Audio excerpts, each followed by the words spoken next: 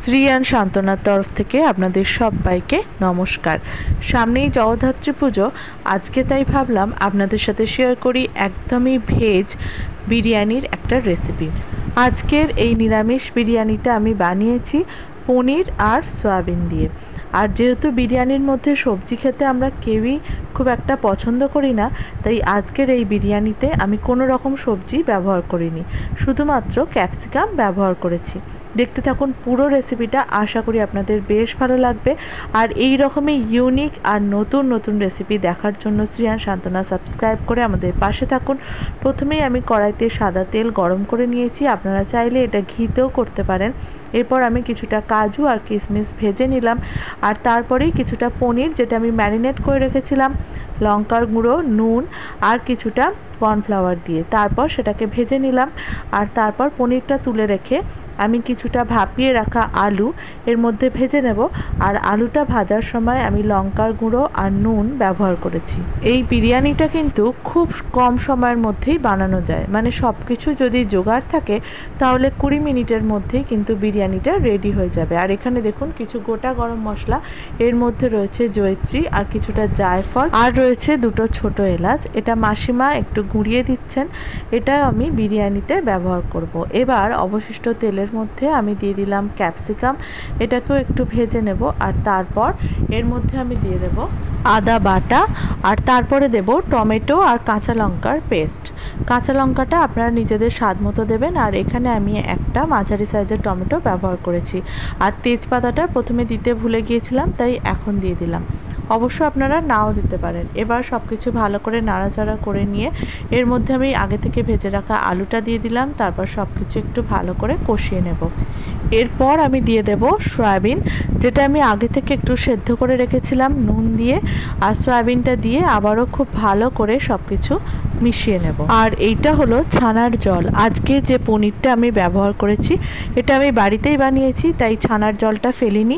ছানার জলের মধ্যে আমি দিয়ে দিলাম লঙ্কার গুঁড়ো, জিরের গুঁড়ো, আর দিয়ে দেব ধনের গুঁড়ো। সব কিছু দিয়ে খুব ভালো করে মিশিয়ে নিয়ে দিয়ে দেব। অবশ্য এইটার মধ্যে বেশি জলের কিন্তু প্রয়োজন নেই, কারণ এটা একটু বেশ মাখা মাখা মতো হবে, কারণ বিরিয়ানির মধ্যে তো খুব বেশি গ্রেভি লাগবে না, সেই জন্য। আর এরই মাঝে কিন্তু আমি ভাতটা রেডি করে নিয়েছি। নর্মালি যেইভাবে ভাত বানায় আমি সেইভাবেই আজকে ভাত বানিয়েছি। আর এর মধ্যে আমি নুন আর চিনি মিশিয়ে নিচ্ছি। আপনারা চাইলে বিরিয়ানির ভাত যেভাবে বানায়, মানে গোটা গরম মশলা, লেবুর রস এসব দিয়েও ভাতটা বানাতে পারেন। আমি আজকে একদমই সিম্পলভাবে আর খুব তাড়াতাড়ির মধ্যে এটা বানিয়েছিলাম, তাই এইভাবেই বানিয়েছি। দেখুন ভাতটা এবার খুব ভালো করে নুন আর চিনির সাথে মিশিয়ে নিচ্ছি, যাতে পরে যখন লেয়ারিং করব তখন বেশি সুবিধা হয়, সেই জন্যে। আর এখানে দেখুন একটা বাটিতে নিয়েছি আমি টক দই, এখানে 2 চামচের মতো ঘরে পাতা টক দই নিয়েছি। আর তার মধ্যে দিয়ে দিলাম কিছুটা তড়কা মশলা। আর এটা দিয়ে খুব ভালো করে মিশিয়ে নিয়ে আমি এবার এই গ্রেভিটার মধ্যে দিয়ে দেব, দিয়ে খুব ভালো করে সব কিছু মিশিয়ে নেব। আর পনির সয়াবিনের এই রান্নাটা কিন্তু অনেকটাই কষা কষা মতো হবে, এর মধ্যে কিন্তু বেশি গ্রেভি থাকবে না।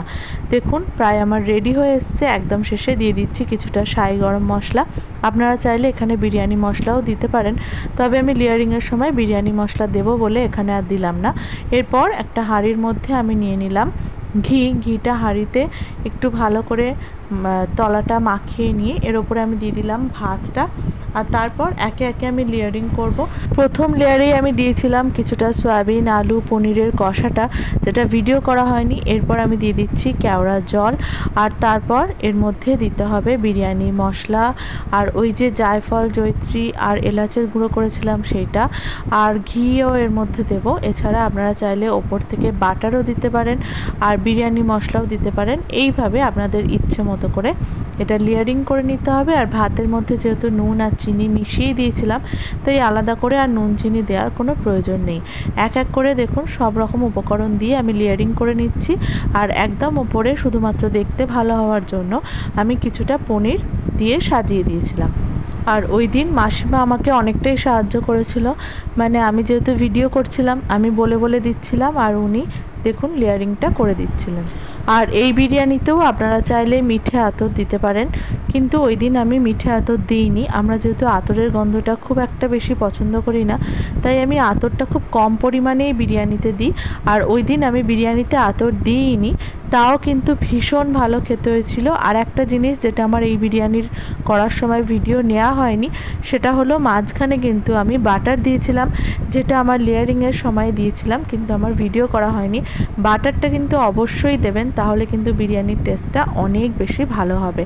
আর সমস্ত লেয়ারিং কমপ্লিট হয়ে যাওয়ার পর গ্যাস ওভেনের ফ্লেম একেবারে লো করে তার উপরে একটা চাটু বসিয়ে, বা আপনারা চাইলে তাওয়াও বসাতে পারেন, তার উপরে আমি বিরিয়ানির হাঁড়িটা বসিয়ে কিছুক্ষণ দম দিয়েছিলাম। আর ব্যাস, তারপরেই রেডি হয়ে গিয়েছিল দারুণ টেস্টি পিওর ভেজ এই বিরিয়ানিটা। একবার বাড়িতে অবশ্যই ট্রাই করবেন, না হলে কিন্তু দারুণ একটা রেসিপি আপনারা মিস করে যাবেন। এই বিরিয়ানিটা কিন্তু কোনো অংশেই চিকেন বা মাটন বিরিয়ানির থেকে কম টেস্টি হয় না। এত ভালোই খেতে হয় যে আমাদের বাড়িতে নিরামিষের দিনগুলোতে প্রায় ডিনারে এই বিরিয়ানি বানানো হয়। আর এতটাই সহজ বানানো যে খুব কম সময়ের মধ্যে কম উপকরণ দিয়ে এই বিরিয়ানিটা বানানো যায়। আর এই বিরিয়ানিটার সাথে কিচ্ছু লাগে না, শুধুমাত্র রায়তা হলেই হয়ে যায়। আমি শসা, কাঁচা লঙ্কা, টক দই দিয়েই রায়তা বানিয়েছিলাম। পনিরের বদলে ছানার কোপ্তা দিয়েও একইভাবে আপনারা বিরিয়ানি বানাতে পারেন। তাহলে বাড়িতে অবশ্যই একবার এটা ট্রাই করবেন। আর আমাদের সাথে থাকবেন অবশ্যই শ্রিয়ান সান্ত্বনা সাবস্ক্রাইব করে, আর পাশে থাকা বেল বাটনটা প্রেস করে রাখবেন। আজ এই পর্যন্তই, আবার দেখা হবে খুব শীঘ্রই নতুন ভিডিওর সাথে। ধন্যবাদ।